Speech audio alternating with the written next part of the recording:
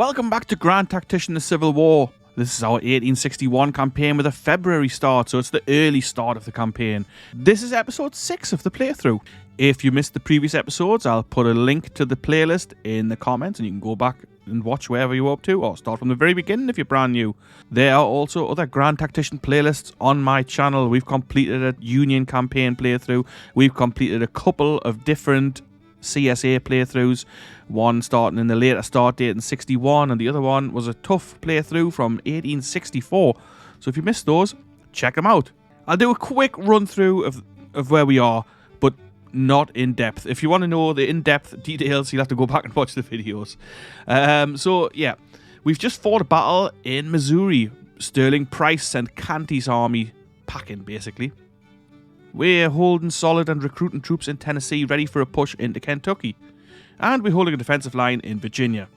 For some reason, our front line extends somewhere into Ohio and through Pennsylvania. In reality, it doesn't. It's just on the map. We don't really have any influence there other than, for some reason, controlling a depot and Steubenville? However you say it. I guess because there's no Union army in the proximity there. But that's okay. So, off camera, I've done a little bit of recruiting, a little bit of shiftying some guys around. Nothing major.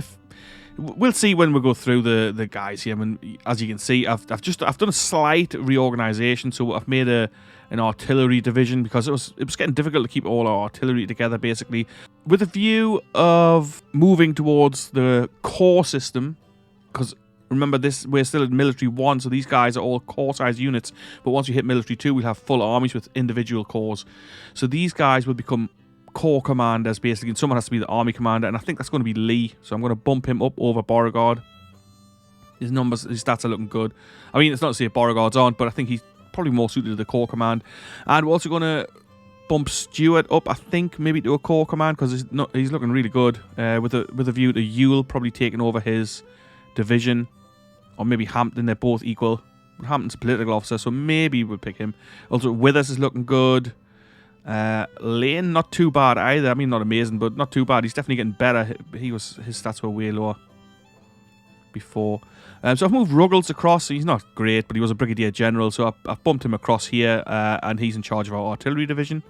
And like I say, Lee is still a commander of this division, but I think I'll probably bump him up to command the army in Virginia. But yeah, Withers looking good, Ewell looking good, and Hampton looking good. Stewart looking very solid as well. Longstreet, solid. Lee, obviously, we just looked at him. Anderson as well, Richard Anderson looking good. Fame, a bit low, but I think that's because I've just promoted him to Brigadier General. So hopefully he'll get another battle or so under his belt, and that'll bump his fame up a little. So you may remember in the last episode, or maybe even the episode before that, I sent a fleet up here, just a small fleet, basically to see if we can get a reaction from the AI. And we have. He has formed a fleet at last. I mean, it says the ships are disabled, but I mean, that means he's putting them together, I think. So hopefully he's going to respond to our fleet being here, and that might then kickstart the AI into doing some blockading, because he has not done any. I'm also going to go and maybe attack this fleet. I know we'll get our butts kicked there, but I want to see if that causes a reaction from the AI. There's been a lot of criticism about the AI in this new update, and like rightly so, I would say. I've criticised it myself.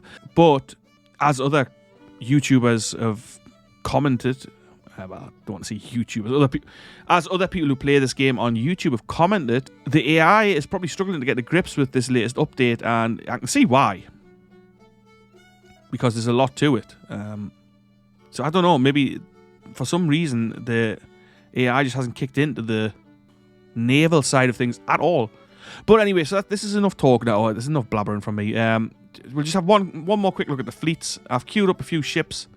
So just a few small ships since we lost one of our river squadrons. So I'm gonna make a new river squadron. I want to dole out a few more ships to the squadrons on the rivers and a few to the seas.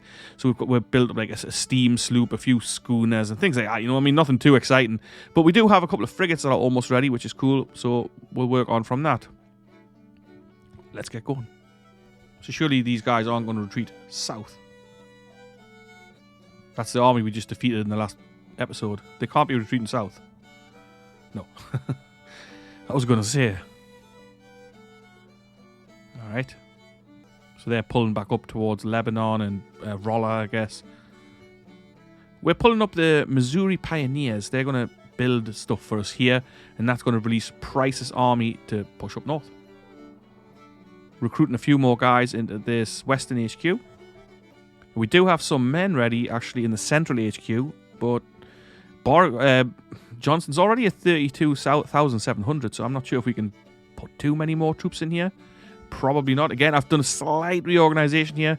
I've kept some guns with the divisions, and I've made a separate division, like a separate artillery division under Polk.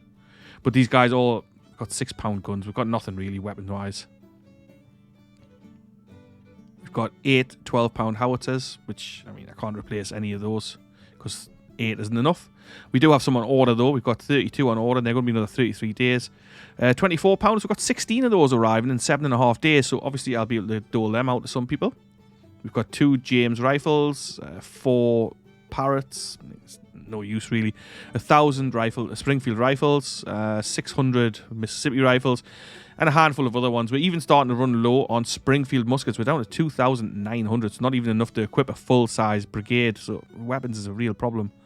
Hopefully, we'll get something coming up soon. So the Union's called for 3-year contracts now. Let's just take a little look what they've got in the field. Actually, let's first have a look at what's been built. The Springfield depot. Okay, so that's that depot finished with Price. So they've got 150,000, 155,000 in the field. We've got 128,000, so not miles away. They've only got naval tonnage of 87,000, which is not that much for the Union. I mean, it's way more than ours, but it's not much for the Union. In terms of invading Kentucky, we are facing the Army of Kentucky there with 17,000 men, but also the Army of the Mississippi with 20,000, I mean, approximately. And I think this is the Army of the West, or Department of the West. The other one there, with 19,000. So we are facing somewhere around 60,000 men in Kentucky, which is obviously substantial. And there's also the Army of the Tennessee here, with only 4,000 men, but still. So this Missouri Pioneer unit, I think I'm going to use them as like an anchor to hold here.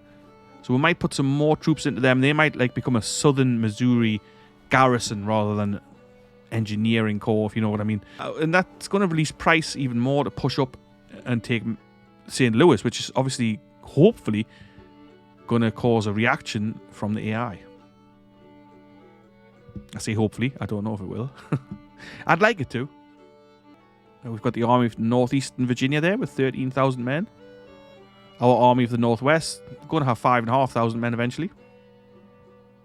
Army of the Shenandoah, 14,000. And the Army of the Potomac, 25,000. So that's kind of our main army here. We're recruiting a few guys in the Eastern HQ, but not too many. And then we've got the Southern Virginia force under Magruder, which is, again, somewhere around 5,000 men. Let's see if anything happens. Fort Seymour in the state of Tennessee is completed. I think, was that in Nashville? Let's just check. Yes, it is. So I'm going to garrison that with some troops. We'll give it this guy as a commander. Doesn't need to be amazing. And let's pop in there 1,500 men from Kentucky. And we'll also stick in some guns from Kentucky. Okay, so I'm going to push Price up a little bit. We've got to be a little bit wary of the Army of Southwest Missouri up here, which is going to have 12,000 men. So if they come down here, they could cut our supply. They could threaten Arkansas because, I mean, there's not much down here really. 3,000 or 4,000 men. But let's press up and take the Rolla Depot. If we can. I'm sure we can. And that will then put Price in a position to threaten St. Louis properly. I would like to build a fort here to secure this region, but they are so expensive.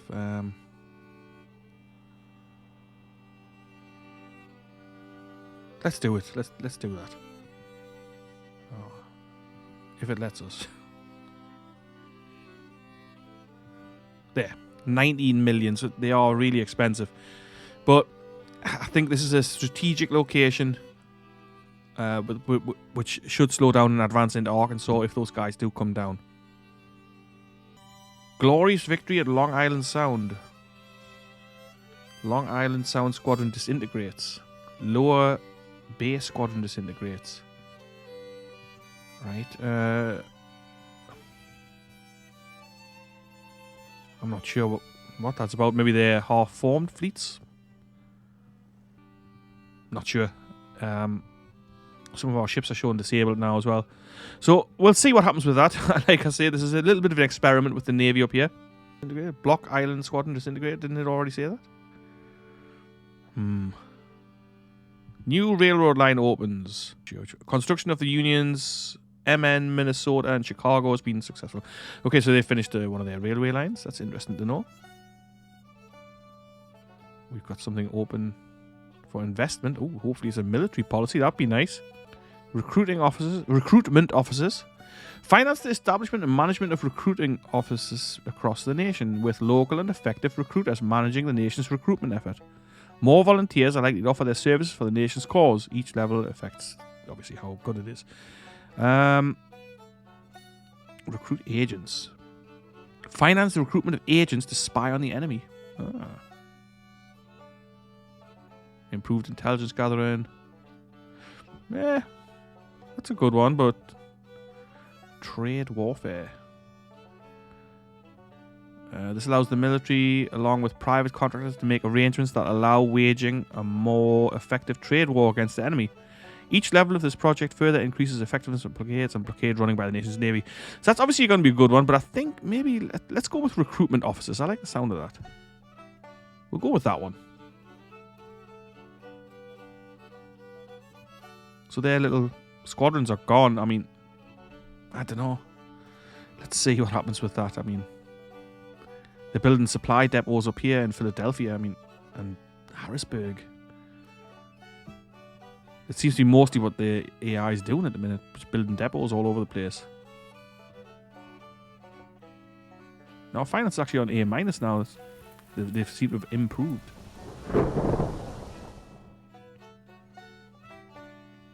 So perhaps we could go ahead and build a fort up here as well. Price at destination. Let's go and have a check out what price is up to. So we've taken this depot. There's not much there. A few horses, no provisions, barely any ammunition, uniforms, not much at all actually. Let's slow this down a minute. Now, something that is missing over here is telegraph lines, I think. I mean, is this a telegraph line? I'm not sure. I don't think so. But it could be. I wonder if I can get him to build a telegraph here. And if so, will that connect to anything? Doesn't look like we could even build one here. Is it because it's not connected? I really don't know. I've never really built telegraph lines. If you know, put it in the comments. Yeah, we can't build them here either. We can't build one over here. Maybe we can start running it across. So we've got a couple of these little gunboats ready. I'm going to call these guys River Scout 1. It's just going to be two tiny little ships. Let's give command to one of these lieutenants. This guy, Morris. So we've got the Eastern Pioneers here under Bragg as well. So I think I'm going to start running a telegraph line through this way with him. Build one at maybe at Staunton, Charlottesville, and then work it up into Western Virginia. Although maybe we don't need that many. We'll see. I guess we probably don't need one up here. Actually, he's connected by telegraph, isn't he? I'm sure that's what the line means.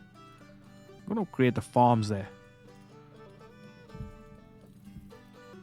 Does that mean actually you can connect here with the telegraph? I think it does. I'm going to have a go at building it over here instead. So the Union blockade is proclaimed legal. We've got 6 days until we have military 2. Just going to upgrade this hospital as well. So that's military 2 in. Oh, what's going on here? Colonel Loring, who suffered severe wounds in battle, is recovered as ready due to his severity of his wounds. His performance will not be the same as before.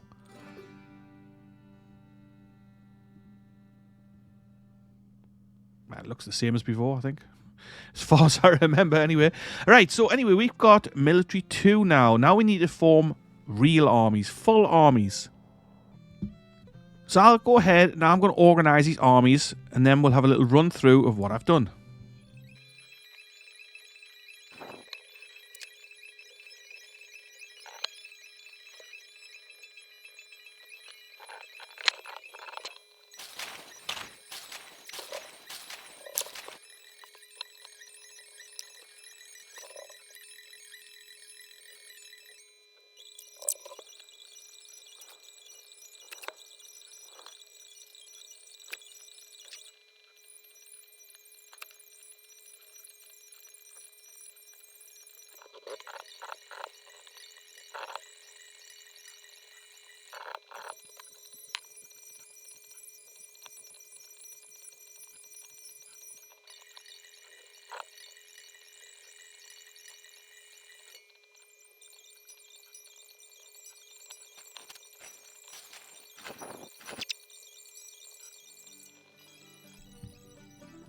Alright then, so I've reformed the armies. This took me a little while. Obviously, it'll be in seconds for yourselves, but it took me about half an hour. Okay, so we've got the Army of Tennessee, which is under Albert Sidney Johnston. Let's take a look at what he's got available. So we've reformed these guys into 3 corps. I've bumped Hardy up to Corps Command. And Johnston obviously went up to Army Command. So Hardy's got our 1st Corps. Holmes has got the Reserve Corps. This was the Central District, if you remember. But I'm still going to use them for the same thing. And then I formed a 2nd Corps. Well, a 3rd Corps, I guess. It's called a 2nd Corps. Under Joe Johnston.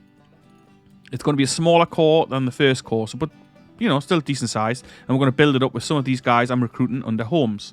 So that's the Army of the Tennessee. Army of Northern Virginia. Lee in charge. It's got 46,500 men. Almost 47,000 men. Now, we've done a little bit of reorganisation here. I've given Bartow a division, sorry. And we've bumped Jackson up to command of the 1st Corps. Stewart has gone up to command the 2nd Corps. And Magruder is the 3rd Corps. This is the force in South Virginia, like Southern Virginia. So we've got Jackson with 15,000. Stewart with 26,700. And Magruder with 5,000 men. We formed the Army of the Trans-Mississippi. I've moved Beauregard out there to command it, so he's in overall charge. Price keeps his army. It's exactly the same as it was. It's still called the Western Army even. And then we've got Pillow, which is I've called the Arkansas District, but you know, I mean, it's the recruiting army basically. And this is our Pioneer Corps. I've added an extra brigade in here and some guns, so they're going to get our kind of garrison down there. So this makes it a little bit more of a viable force if it ever needs to fight. I mean, not that it makes it much of a force, but it makes it a little bit of a force. At 3,500 men. And we've got more troops being recruited under Pillow, so we'll dole them out as and where. But that's pretty much it. So, yeah, we're a bit more organised. In terms of the next policy, I think we're going to go with Industrialization 2.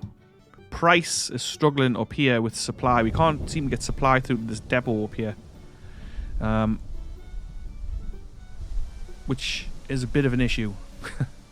So I'm reluctant to push up further. And I mean, I suppose if we take St. Louis, maybe that opens up a possibility of more supply. But his supplies are dropping. So we could pull them back towards Lebanon. Maybe still become in supply there. Out there in the further western reaches, supply is always a bit of a problem. But we've completed construction of something. Let's check it out. Mississippi plantations. All right. You would think if you double-clicked it would take you. I think they were down here somewhere. I'm not sure, but it's a new plantation anyway. It's not that one. Ah, that's it there. I'm not sure if it's going to make us any money or anything like that, but we'll find out, I guess. Okay. In terms of action, there's not much happening, is there? But that's the case with this game sometimes. Sometimes it's just like a case of organising your troops and organising your armies and just seeing what happens. And that is actually one of the things I like about this game. So the couple of the new corps... Oh, hang on. The Union's on the move.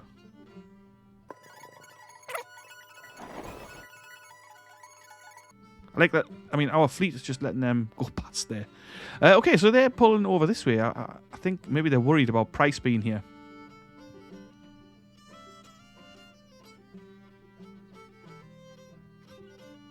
Oh, so Price is connected to this depot now. Let's see. It's still not got really anything in it. And it's a small depot as well. So, but the Army of the Southwest is coming down, so that is going to be an issue. I'm going to bring Price back. Because obviously the Pioneer Corps with its 3,500 men is not going to be able to stop the Army of the Southwest with its 8,500 to 14,000 or so. But Price will be able to. So the AI, I think he must be planning a counter thrust into Missouri, I think. So that must be why his army pulled up. Let's see if our second scouting squadron is ready. It is. Let's send them up to see if we can spot anything. Slocum withdrawn, so they're pulling back. I think it's because our army HQ got here, and that meant they were then in range for reinforcement from Price. But we're going to get Price back here anyway. He's gonna have to get some supply on the go because his condition's low. I mean, even with this depot here, it's not going to be enough. This is straight back into Union hands. I knew it would be, of course. It's the 25th of September. So we've got a little bit of info here. There's Department of the West up there. Let's just slow this down. So the Army of the Tennessee is definitely bigger than it was. Obviously, with this having been... I've been playing this for a while now, obviously, and it feels like it's late in the war, but it's only September 1861. Maybe that's why there's been a bit of a lack of operations from the AI.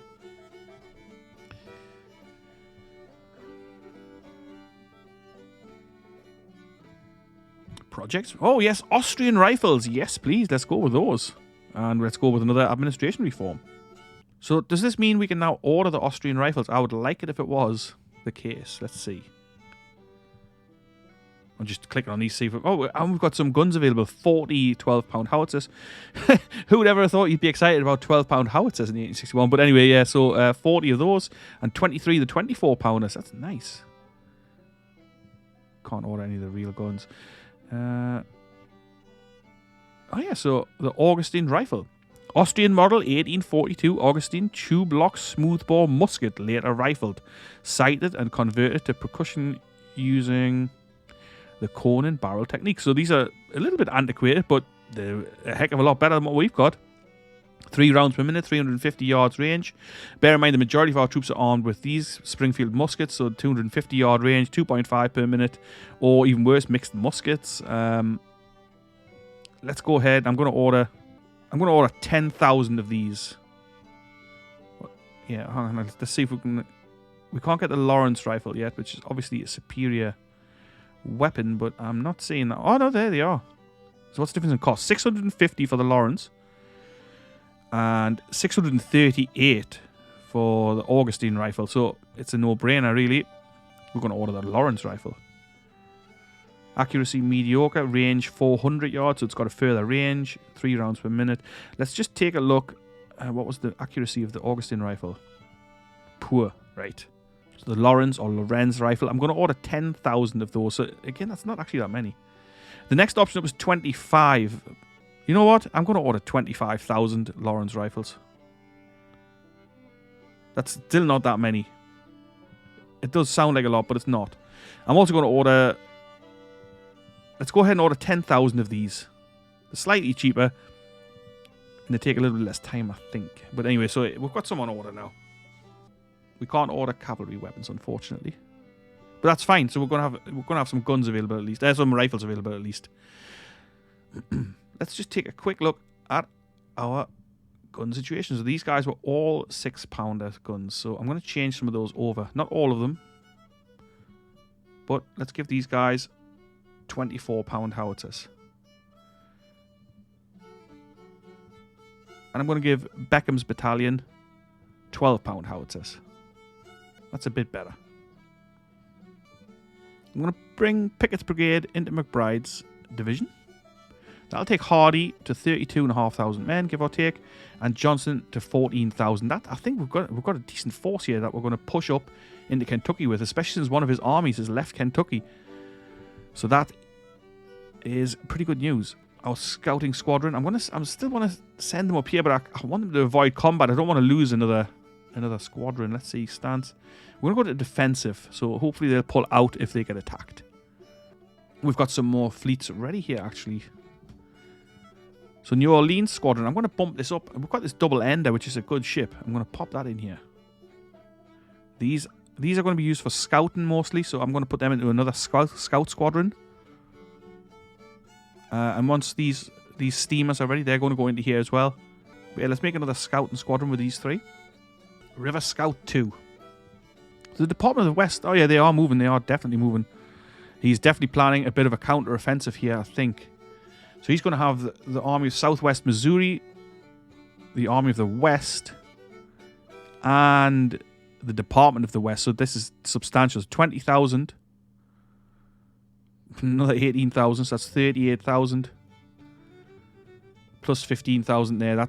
Now that is substantial numbers. We have not got the forces to fight that fully. Not if they all combine. That'll be a really tricky fight.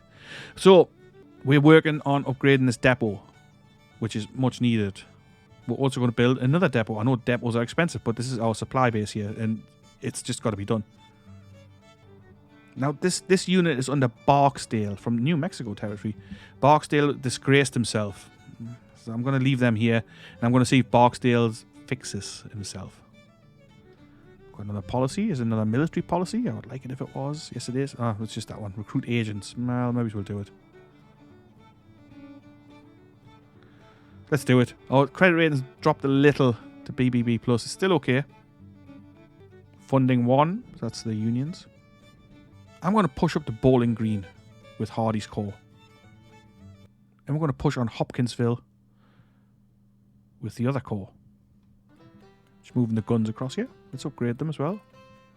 12-pound howitzers.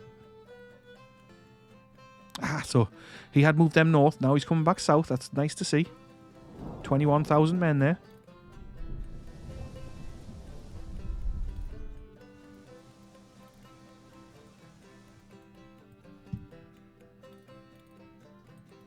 It's really nice that the AI is starting to do something here. I'm pleased to say it. Genuinely. There's nothing happening in Virginia, though.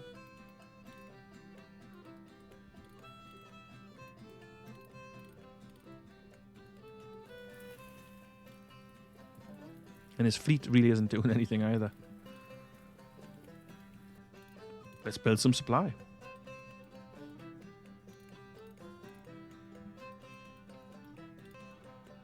Industrialization 2 is done.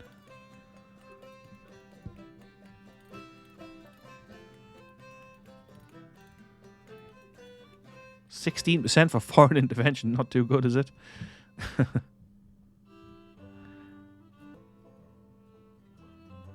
Let's go with Militia Act 3. 30 days for that. Now, scouting squadron is ready. Let's get him up here. Send him a bit further up the river to Louisville, Kentucky. So supply, again, is an issue. We've come up into southern Kentucky, but, I mean, like, he's on 38% supply. We've got plenty of ammunition, and because we haven't fought a battle, but provisions are low, forage for the horses is low. Same for Johnston. They're not in range of any supply, which, you know, I just think that seems crackers to me. When you think that there's a depot at Nashville just here, surely they can ship supplies up. We've almost finished building this fort, and when that's done, we'll press these guys up, and they're going to take over the construction of the depot, I guess.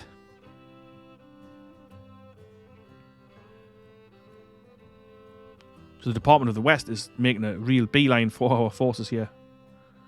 Let's slow this down. I'd welcome a fight there. I mean, we outnumber them. We're on the defensive. Surely we'll be on the defensive.